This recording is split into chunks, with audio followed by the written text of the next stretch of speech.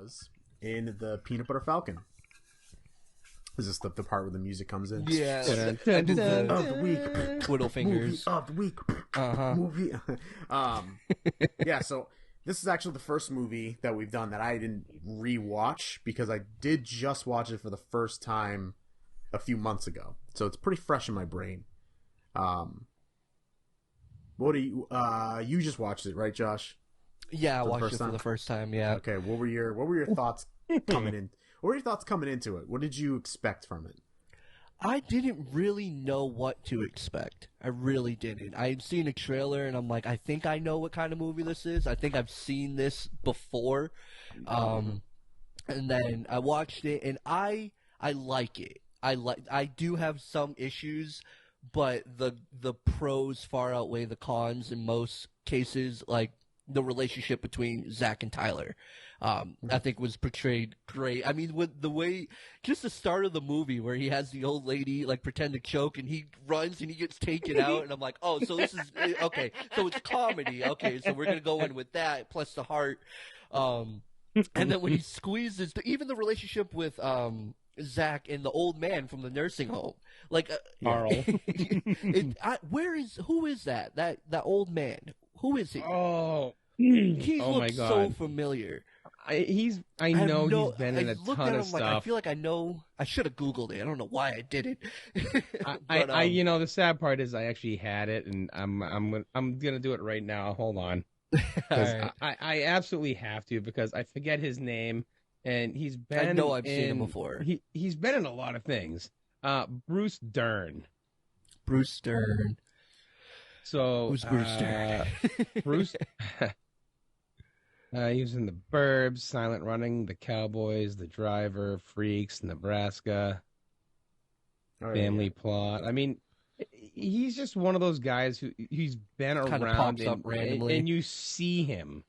Yeah, I've seen him before somewhere. The Hateful Eight, The Great Gatsby, the original Great Gatsby with Robert Redford. Okay.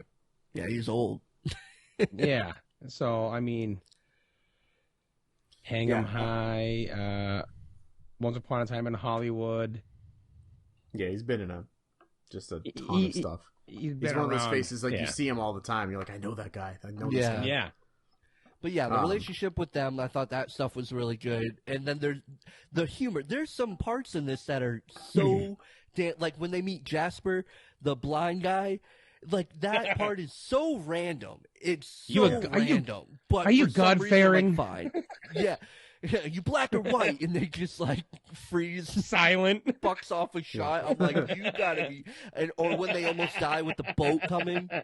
Yeah, like, there's so many funny moments, but then there's also like really real moments, like so John Bernthal playing his brother. John Bernthal doesn't say a word, but the way he's able to like emote through his face, like you get so much of their relationship. He doesn't even say a word. I thought that was fantastic. John Bernthal always plays. Sorry to cut you off real quick, but John Bernthal always plays this like unbelievable like older brother that everybody wants to have had. Just he plays the like he is the coolest shit, and he always dies as the older brother too, because he was also in did either one of you see The Bear on FX? No. Started watching it, haven't finished. Amazing. I love that show. It's amazing. But I don't want to spoil anything. But he's a very small cameo. Okay. It goes along with the whole older brother and always dies in there. I mean, it's spelled out in the beginning of the show. That's why he gets the restaurant. Is his brother dies and leaves it to him. So that's literally the first episode. So it's like a synopsis of the show. Yeah. But yeah, no. So it always is that like you just as an audience member you look up to him like, oh, he's always so cool. Yes. Yeah. I love John Bernthal. But yeah, seeing that relationship with him and Tyler, and then I think one of the most impactful moments of the movie for me is when they're on the boat. And he tells her to stop calling him a retard. And she's like, I've never called anyone. And she's like, no. He's like, no, but you're telling him that he can't do some shit that a regular person can do. You're basically calling him that. And I was like, That's crazy. Like, I will remember that for the rest of my life. I will always think of that. And I just think that moment. But then, okay, so there's a couple things that I don't really like. Like, what's her name? I think her name's Evelyn. I had it somewhere. But Eleanor. You know what I'm talking about. Eleanor. I don't buy her being into Shia LaBeouf. Shia LaBeouf, his character, I know we're supposed to like him, but he makes it extremely difficult. Like, he did some bad shit. And I know these rednecks are out to get him, but wouldn't you? Wouldn't you? Like, Tyler did some fucked up shit. Yeah. Like, it's hard to root for him, and I just don't buy that she's into him. Like, he comes off super strong in the store, and like he's kind of being an asshole, and he looks like he's been bathing in like oil for weeks. I just don't buy it. That it's gotta be for his care and how he respects Zach. And and she has that love for him too. Yeah. So it's the only. It's like the Michael Scott thing where he does so much like racist, dumb, stupid, ignorant stuff, and you're like, I hate this guy. But then there's that one redeeming thing that just flips it and makes all the stuff he did like, okay, well, I can kind of see you are a good person at heart. You've just gone through some shit. That's like it's the only reason I can ride with him through the movie. Yeah. It's like, but it's your relationship with Zach is carrying it. But like, and also... that shows that you're actually a good person. You just had some bad shit happen to you. Yeah. That's kind of the message of the whole movie is that like, you know, you're never irredeemable, even though some shit happens. You can be, you know, you're not completely worthless. Yeah. I mean, I fucking love this movie. I've seen it quite a few times. My wife has seen it. I don't even know. So many fucking times. So when I said that I suggested this and that we were going to do this movie, she's like, oh, yes. And it's like, yes, okay, we can watch it. I'm like, yep. Obviously, if I said we're going to watch this, she would have just stopped everything just to sit down and watch this movie. I mean, again, like you were saying with the comedy, it's like you sit here and laugh throughout 90% of this movie because there's so many funny fucking little things that happen. It's like, oh my god, it's like the opening scene where he gets laid out like a fucking like a goddamn football player, like a it's just insane. It's like he got plowed the fuck over. It's like, oh my god, and then him like he takes all his clothes off but his underwear and squeezes through the fucking bars. Like, but he doesn't think to take his clothes with him. He just throws them in the room, squeezing out. Here I go, and I'm just gonna run around now in my underwear.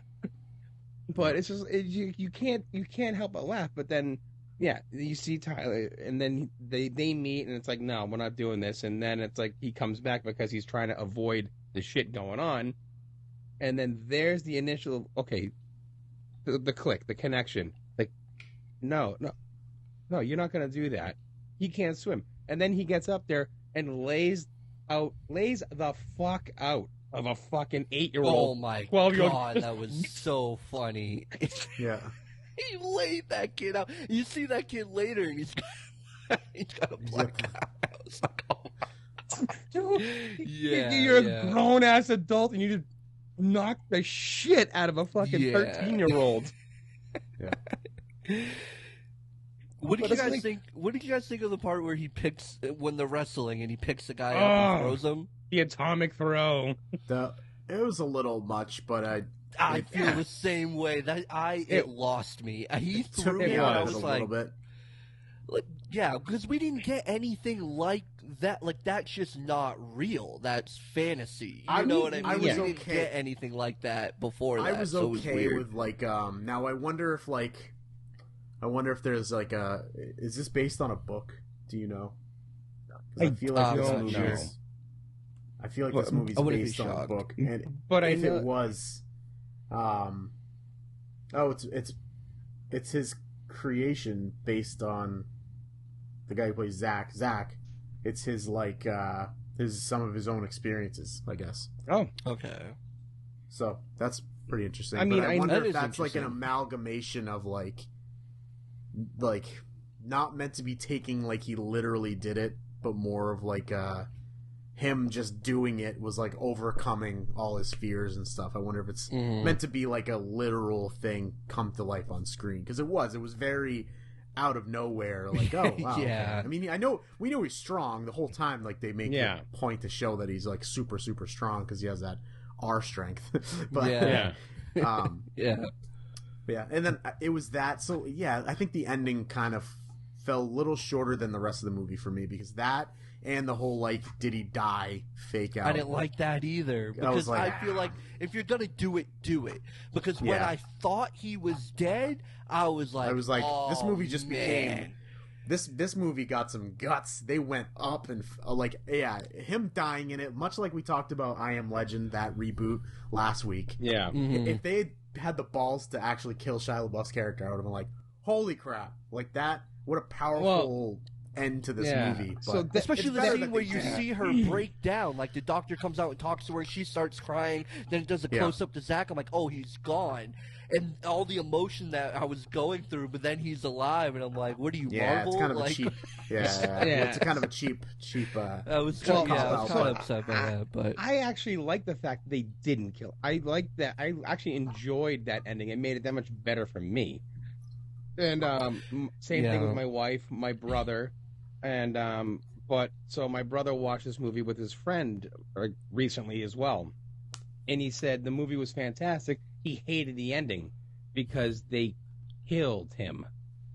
He basically stopped watching the movie before they turned around and fucking woke him up. But it's like he had no idea he was still alive. He's like, shut it off. They fucking killed him. Bullshit. He was pissed. It's like you missed the whole point of the movie. They made it.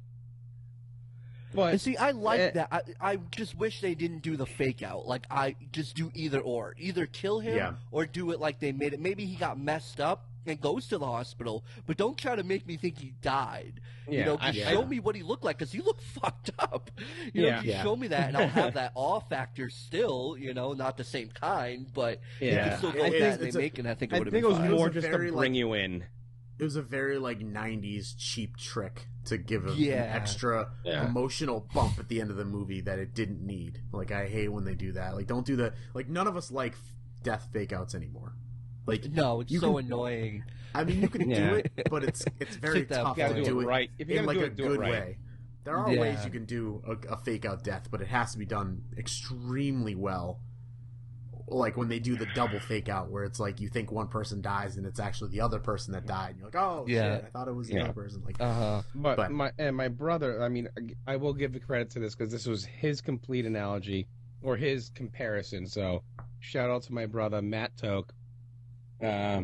His comparison, basically the way he describes this movie for people who haven't seen it or who's trying to get people hooked onto it.